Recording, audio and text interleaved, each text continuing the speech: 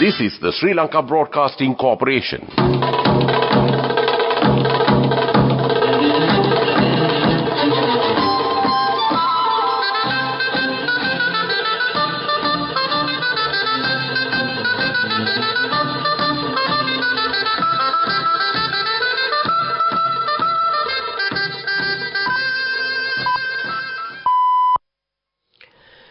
(8:45). This is the Sri Lanka Broadcasting Corporation. Here is the news, edited by Catherine Pereira and read by Indrani Senanayaka. Headlines. The Met Department has warned to not venture into the Arabian Sea areas till further notice. The Prime Minister says that new doors can be opened for businessmen to earn foreign exchange through exports.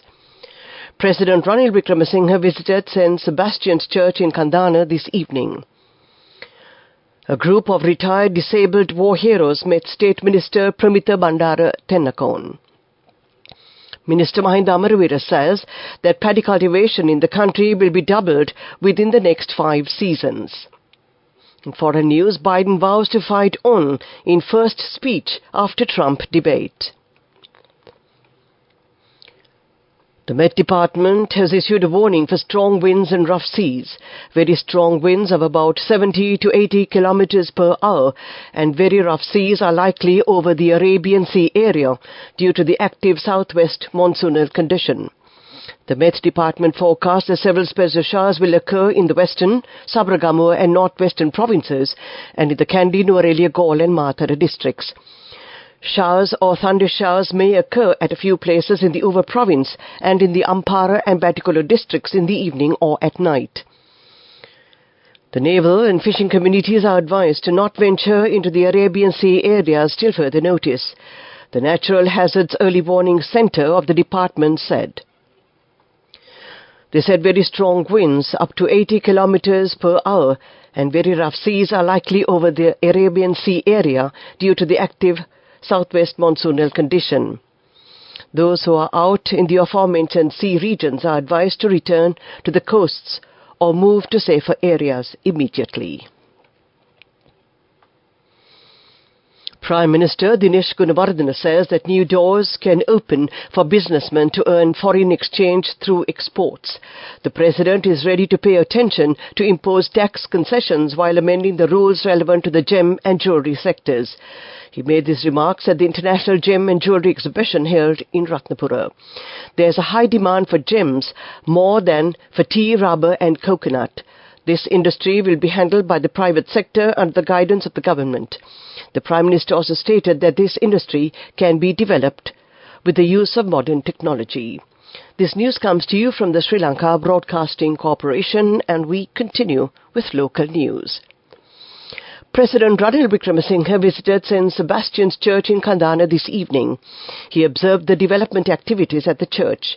Grants to develop the church and to construct the drainage system have been requested for a long period of time. The cost of the construction is estimated to be 6 million rupees. For the first stage of construction, the President has provided 2 million rupees. A group of retired disabled war heroes met State Minister Pramitha Bandara Tennakone.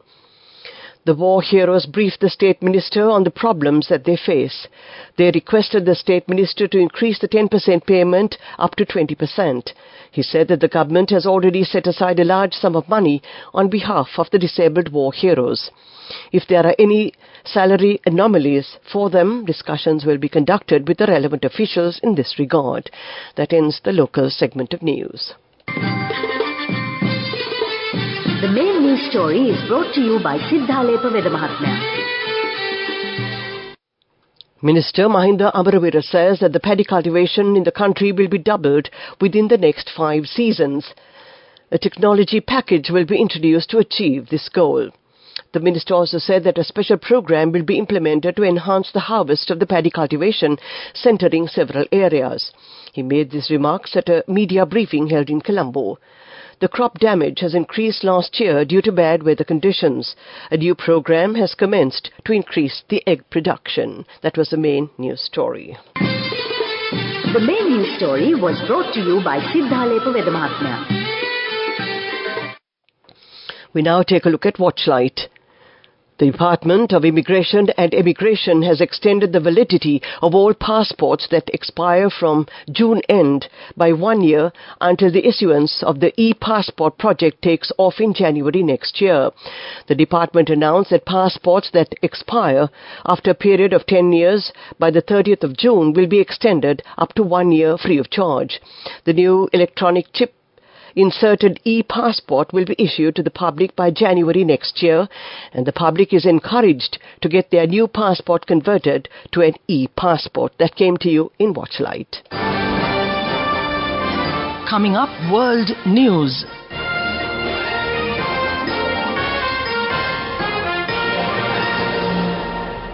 First, the headlines.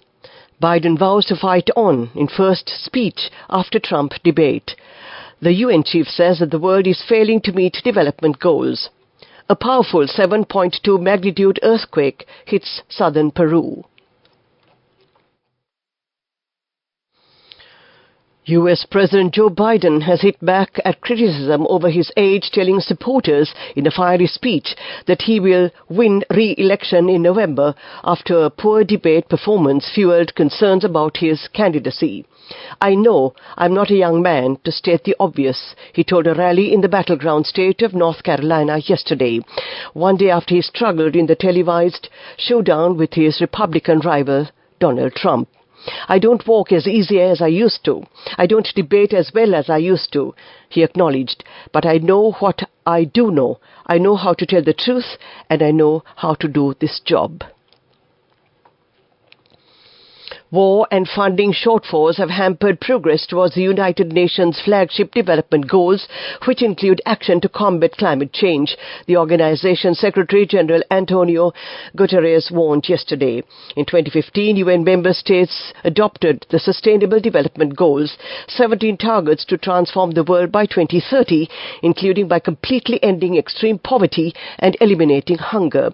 But Guterres said yesterday that the world is getting a failing grade, failure to secure peace, to confront climate change, and to boost international finance is undermining development. He told a briefing in New York, unveiling the latest progress check on the targets. At least 8 people have been injured after a powerful 7.2 magnitude earthquake struck off the coast of southern Peru overnight yesterday at a depth of 28 kilometers, according to the United States Geological Survey. The quake hit 8 kilometers west of Antigua, about 600 kilometers south of the capital Lima. Some residents of Antigua said on social media they felt a strong and long quake that caused their beds to shake. To end this bulletin of world news, we take a look at the headlines again. Biden vows to fight on in first speech after Trump debate. The UN chief says that the world is failing to meet development goals. A powerful 7.2 magnitude earthquake hits southern Peru. That ends this bulletin of world news. Development news. The National Physical Planning Department will take measures to declare 3 viharas in the Hambantota district as sacred premises. Development activities in these viharas will be carried out speedily, and that was development news. Moving on with sports news. The T20 World Championship cricket tournament between South Africa and the Indian teams are being played in Bridgetown. The Indian team won the toss and opted to bat first. India has scored 46 runs for the loss of 3 wickets at the end of the 6th over. DS Senanayake College secured their 3rd consecutive victory in the Dialogue A Division Schools Rugby League tournament. They defeated St. Anthony's College 30-17 at Havelock Park yesterday after leading by a narrow 15-14 margin at the breather. DS Senanayake College scored 1 goal, 4 tries and 1 penalty to total 30 points. St. Anthony's College scored 2 goals and 1 penalty, totaling 17 points. That was sports news. Go ekakthiyana youth eකට life එකේ change එකට නියමෙට set වෙන්න as වහගෙන දැකපු ගීන හැබැයි කරන්න youth එකට නියමෙට set වෙන friendship එක මෙන්න. The only all-new NSB Itru account. NSB IM, a plan for your dream. Business News, sponsored by National Savings Bank, the safest place for your money. The Suahas Flower Exhibition and Trade Tours, which were conducted at the Panudura Town Hall premises, ended last Thursday. This was organised by the Suahas Flower Cultivation Association in the Kalutara district, and that was Business News. Business News, sponsored by National Savings Bank, the safest place for your money. Go එකක් තියන youth එකට life එකේ change එකට නියමෙට set වෙන්න ඇස් වහගෙන දැකපු ගින හැබැයි කරන්න youth එකට නියමෙට set වෙන friendship එක මෙන්න.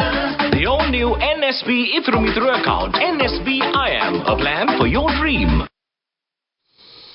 Treasury bills valued at 190 billion rupees will be issued expiring in 91, 182 and 364 days.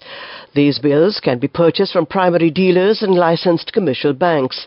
The central bank said that the auction will be conducted on Wednesday, and that was economic news. And finally, we take a look at the weather report. Weather report. Several spells of showers will occur in the western, Sabragama and northwestern provinces and in the Kandy, Nuwara, Galle and Matara districts. Showers or thunder showers may occur at a few places in the Uva province and in the Ampara and Batticaloa districts in the evening or at night. Strong winds of about 40 to 50 kilometers per hour can be expected at times over the western slopes of the Central Hills, the northern, north-central and northwestern provinces, and in the Trincomalee, Hambantota and Munaragala districts. To end tonight's news broadcast, we take a look at the headlines again. The Met Department has warned to not venture into the Arabian Sea areas till further notice. The Prime Minister says that new doors can be opened for businessmen to earn foreign exchange through exports. President Ranil Wickremesinghe visited St. Sebastian's Church in Kandana this evening. A group of retired disabled war heroes met State Minister Pramita Bandara Tennakon. Minister Mahinda Amarwera says that paddy cultivation in the country will be doubled within the next 5 seasons. In foreign news, Biden vows to fight on in first speech after Trump debate. That ends tonight's news broadcast. The time reads 2 minutes to 9 o'clock. This is Radio Sri Lanka.